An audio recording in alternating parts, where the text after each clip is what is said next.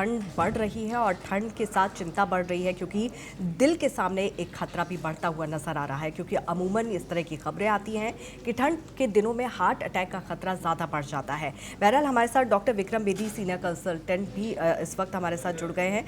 Doctor Vikram Bedi, लोगों की चिंताएं अब और भी ज़्यादा बढ़ने लगी है जैसे जैसे ठंड बढ़ रही है, लेकिन दिल का ख्याल किस तरह से रख सकते हैं? दिल की सेहत को नज़रअंदाज अक्सर लोग कर देते हैं ठंड के दिनों में, क्या कुछ करना चाहिए?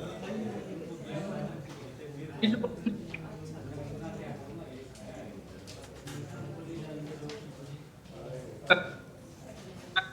हमारी ब्लड में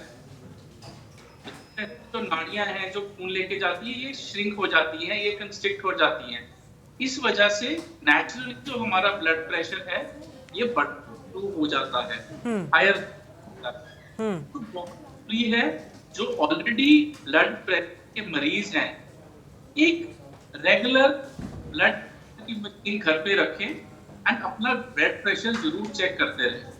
एंड एक बॉडी का डिफेंस मैकेनिज्म है कि हीट को जनरेट करने के लिए हार्ट को ज्यादा काम करना पड़ता है। इस कारण से भी हार्ट को काम जब ज्यादा करेगा तो वो टायर आउट भी ज्यादा जल्दी होता है।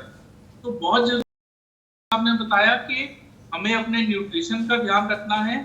बहुत जरूरी है हाइड्रेशन का ध्यान रखना।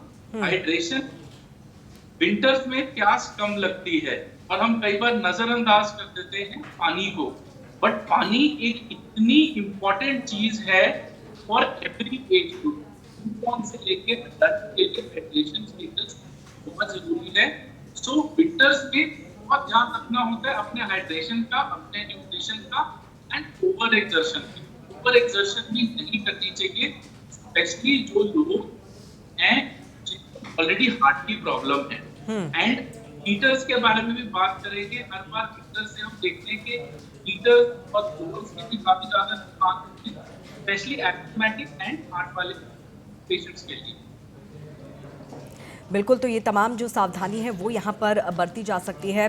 डॉक्टर नरेश चावला का रुख भी यहाँ पर कर लेते हैं। डॉक्टर साहब, कौन सी ऐसी गलती है जो अमूमन लोग ठंड के दिनों में कर देते हैं और नतीजा होता है हार्ट अटैक? कौन सी सावधानी यहाँ पर बरतनी चाहिए? साहब, पहली बात तो मैं आपके दर्शकों को स्पष्ट कहूंगा, जो अक्सर हम सोशल मीडिया पे देखते हैं या देख रहे हैं, बंदा बैठे बैठे कह दिया, ऐसे कभी भी एकदम नहीं होता। सबसे जरूरी है कि मैंने जैसे पहले भी कह दिया, अगर आपने खुद आप ब्लड प्रेशर पे या डायबिटीज पे या डिस्पैनिया के या ओबेसिटी या स्मोकर और ड्रिंकर, ये अगर 6 चीजें हैं तो आप खतरे पे हैं। अपना ख्याल रखिए। इसके अलावा आपकी फैमिली हिस्ट्री, हार्ट डिसीज की या स्ट्रोक ज्यादा है तो भी आप खतरे में हैं। अपने ब्लड प्रेशर को मॉनिटर करना, अपने आप को अच्छे से कवर करना, अपने हाइड्रेशन का ख्याल रखना, अपने एवरेज डाइट का ख्याल रखना, हैवी मील और हैवी एक्सरसाइज और लेट इवनिंग्स पे वॉक पे ना जाना, ये कुछ गलतियां हैं जो ना करें। और सबसे इम्पोर्टेंट, जैसे ही सर्दियों से गर्मियाँ आती हैं हमें पसीना आना बहुत कम हो जाता है, तो जो जो हमारी ब्लड प्रेशर की दवाइयाँ हैं वो काफ़ी कम ज़्यादा हो जाती हैं। तो अपने डॉक्टर पे एडवाइस पर रह के, हम नहीं कहेंगे डेली डॉक्टर वहाँ जाना पड़ेगा आपको, एटलीस्ट वंस इन अपना हिसाब से अपनी बहुत जरूर टेस्ट करवाइएगा। आजकल पूरा आपके घरों में डिजिटल वाले अपने का जमाना है, मॉनिटर कर देंगेगा। तो जो मैंने जो सावधानियां आपसे बार बार पूछी हैं, एक कवर करना, अपने आप को ठंड ज्यादा ना लगने देना, नंबर 2 हाइड्रेशन, नंबर 3 एक बैलेंस डाइट, तला भुना मीठा जो कि सर्दियों में बहुत अच्छा लगता है। वैसे मैं पहले करता हूँ, सर्दियों में एवरेज 12 किलो सारे भारी हैं, सारे एक एक्टिविटी ना होने की वजह से वो एक ज्यादा खा लेते हैं। इसको जितना हो सके आप कम करिएगा। आपकी पोजीशन के टच में है कि अगर आप ऐसा करेंगे तो मैं नहीं समझता कि बोला ही बोला है। तो ये सच है। अंततः आपके दर्शकों को मैं एक वर्ड ऑफ वार्निंग, सर्दियों में हॉस्पिटलाइजेशन और डेथ दोनों ही ज्यादा होते हैं, अटैक्स ज्यादा होते हैं, सब ज्यादा होते हैं। कारण वैल्यून है, लोग उसको नजरअंदाज करते हैं, जो परवाह नहीं करते। आज इस चीज को जागरूक रहें आपके चैनल के माध्यम से, मैं जी, समझता हूँ ऐसी घटनाएं कम होती। बिल्कुल। डॉक्टर विक्रम, अगर किसी को हार्ट अटैक आ ही जाए इस सिचुएशन में क्या करना चाहिए और कैसे पहचानें कि किसी शख्स को हार्ट अटैक आ रहा है? शुरुआती लक्षण क्या कुछ होते हैं? हम शॉर्टनेस, ब्रेथ, एकदम चेस्ट पेन होना, लेफ्ट साइड रेडिएटिंग पेन होना, और हम बहुत बार अक्सर अस्पताल में देखते हैं एसिडिटी भी कई बार ऐसे सिम्टम्स जो है करता है।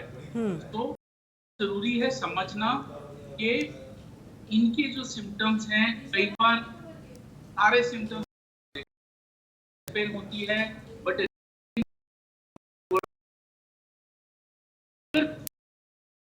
एक अटैक कैन बी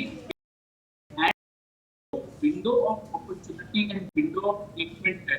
अगर हम सही टाइम पे हॉस्पिटल पहुंच जाते हैं तो फिर उनके मॉर्टेलिटी और मॉर्बिडिटी, मतलब कि उसका नुकसान जो है वो बहुत कम किया जा सकता है। इसलिए किसी को भी शॉर्टनेस ऑफ ब्रेथ, एकदम से उठे और सांस नहीं आ रहा, डिफिकल्टी हो रही है ब्रीदिंग में, जी। चेस्ट पेन हो रही है, लेफ्ट साइड ऑफ हमारे जो शोल्डर और आर्म्स में पेन जा रही है, उनको डेफिनेटली इमीडिएट नियरेस्ट हॉस्पिटल पे जाना चाहिए। अपने आप को सेल्फ मेडिकेट, ये मत सोचें कि अभी रात का टाइम है, रात निकाल लेते हैं। तुरंत बिना किसी चीज के हमें हॉस्पिटल जाना चाहिए। बिल्कुल, तो अगर इस तरह के लक्षण हो रहे हैं तो बिल्कुल भी आपको देरी करने की ज़रूरत नहीं है। तुरंत आप हॉस्पिटल लेकर जाइए, डॉक्टर की सलाह यहाँ पर लीजिए। डॉक्टर नरेश, अक्सर लोग ना घर पे घरेलू उपाय करने लगते हैं, अपने ही दवाइयाँ देने लगते हैं। ऐसे में इन सारी चीज़ों से कितने सावधान रहने की ज़रूरत है? व्यवहारिक सवाल है। 100 में से 90 लोग जब चेस्ट में होते हैं तो उनको लगता है मुझे गैस बन गई। ये बहुत ही मैंने खुद 40 साल की डॉक्टरी में कई ऐसे पेशेंट देखे हैं, वो आखिरी दम तक यही सोचते हुए गैस बन गई है। अगर आपको चेस्ट पेन नहीं भी हुआ, जी। आपको बहुत तेज इंस्टेबल घबराहट हो रही है, डॉक्टर साहब मुझे कुछ हो रहा है, मुझे कुछ हो रहा है, तो जल्द से जल्द डॉक्टर कंटेक्ट कराइएगा। आजकल इंग्लिश हिंदुस्तान में हर जगह अच्छी सुविधाएं मौजूद है। अपने पेशेंट को जाइएगा, उस पर टर्फी केयर सेंटर्स नहीं है। अक्सर आप घरों में कुछ दवाएं रख सकते हैं जो लोग जागरूक हैं या जिनको पहले दौरा हो चुका है। वो एस्पिरिन के 300 मिलीग्राम ये गोली रखना, साथ में क्लोपीडाग्रिल 300 मिलीग्राम रखना बहुत जरूरी है। ये 2 गोलियां ऐसी हैं, अगर आप श्योर एंड श्योर है कि आपको कुछ हो रहा है तो आप जुबान के नीचे एस्पिरिन रख लेते हैं तो आपको एटलीस्ट बचने का आपको चिल्ला मिल जाता है। बट अदरवाइज अगर आप श्योर नहीं हो तो अर्लीस्ट पॉसिबल आसपास के अच्छे अस्पताल में जाके अपना ईसीजी करवाना, अपना इकोकार्डियोग्राम करवाना, अपना ट्रीटमेंट टेस्ट करवाना।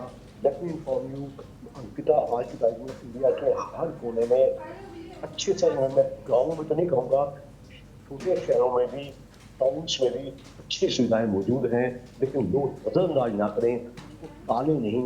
इसमें कहते हैं जो गोल्डन आवर है, जो गोल्डन आवर के दौरान अगर आप टर्शरी सेक्टर पर पहुंच जाते हैं तो आज की तारीख में जो दिमाग का स्ट्रोक है या पैरालिसिस है, अगर वो किसी गाली जमने की वजह से है और हेमरेज की वजह से नहीं है, तो उसको टोटली रिवर्स किया जा सकता है।